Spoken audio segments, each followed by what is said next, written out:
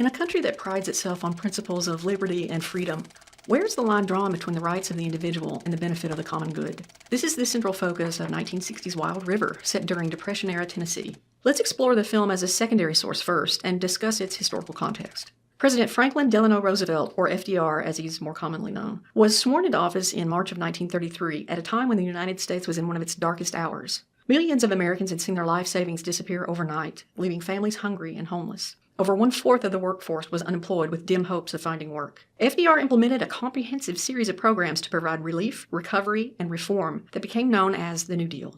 Part of the New Deal was a government program known as the Tennessee Valley Authority, or the TVA.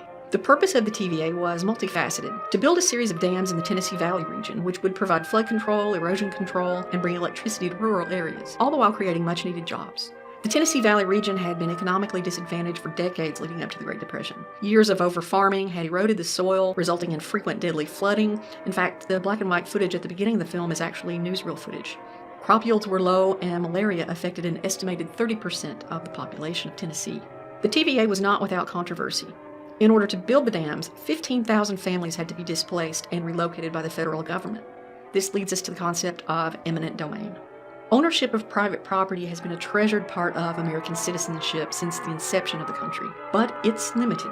If the federal or state government decides that an infrastructure project would benefit the community, it has the power to take possession of private property while requiring just compensation be paid to the property owner. So while the TVA project created jobs and modernized the region, it raised questions about governmental authority in the name of progress versus the rights of the individual, which is the overarching theme of Wild River.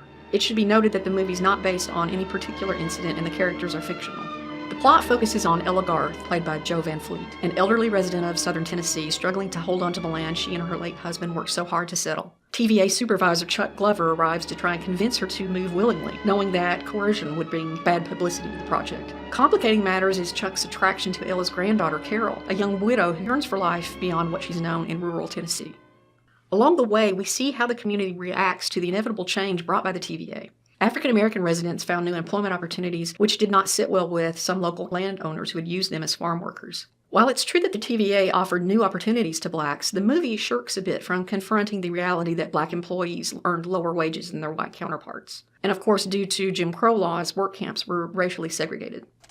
Wild River, unlike a number of our other films, does not so explicitly reflect the era from which it came. However, it's worth noting that the movie was released amid the civil rights movement and tackles the subject of racism more frankly than many other films prior to that era.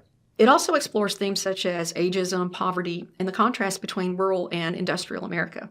The movie was directed by Elia Kazan, who was behind the camera of classic American films such as East of Eden, On the Waterfront, and A Streetcar Named Desire. Kazan said he was drawn to the screenplay because it explored the subject of eminent domain without making judgments about either side. Whether the film accomplishes this is something you should consider as you watch the movie. It's a thoughtful and reflective character study without a lot of action, but bear with it and be thinking about how well, or not, you feel it addresses the dilemma of the delicate balance between the rights of the individual and the general welfare of the community.